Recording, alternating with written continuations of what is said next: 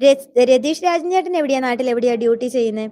റഷീദ് ജോയ്സേന്ന് വിളിക്കുന്നത്. ഹായ് റഷീദ് കാ, ലൈക്ക് ചെയ്യ. അത് പൊളിച്ച്. എന്താണ് പൊളിച്ചത് എനിക്ക് മനസ്സിലായില്ല. വടക്കൻ ട്രാക്ടേഴ്സ്, എന്റെ മുത്തുമണികൾ വന്നല്ല, ആന്റിയുടെ ചക്കര മുത്തുകള്.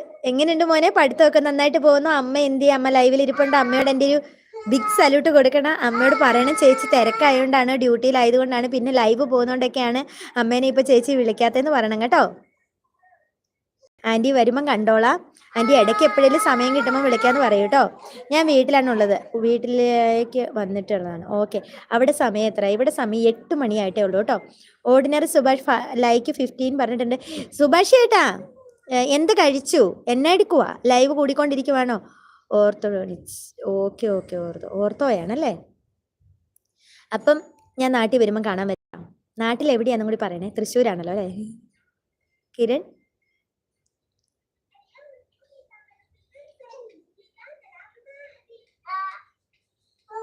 ഏത് ഇയറാ?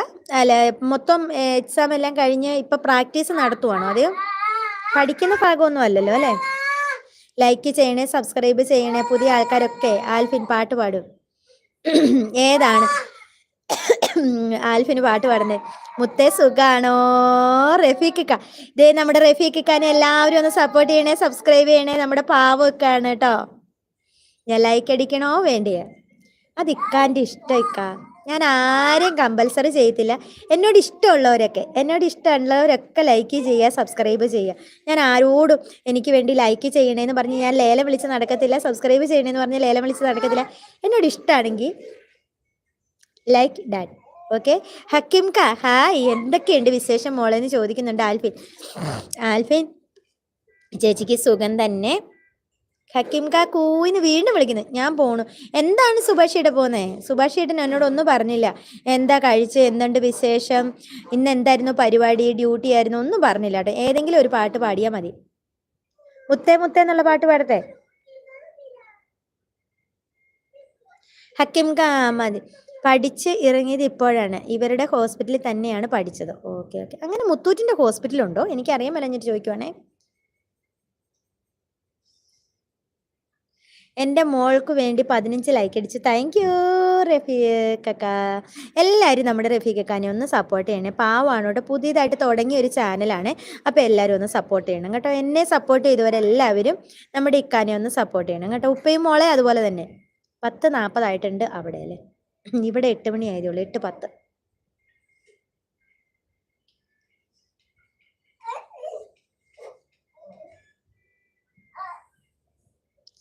മുത്തേ മുത്തേ എന്നുള്ള പാട്ട് പാടട്ടെ? ഞാൻ എല്ലാവരെയും മുത്തേ മുത്തേ എന്ന് വിളിക്കുന്നതുകൊണ്ട് മുത്തേ മുത്തേ എന്നുള്ള പാട്ട് പാടട്ടെ? പാടൂന്ന് പറയുന്നുണ്ട് അല്ലേ ആൽഫിൻ? വരികൾ എവിടെയെങ്കിലും ഉണ്ടോ നോക്കട്ടെ.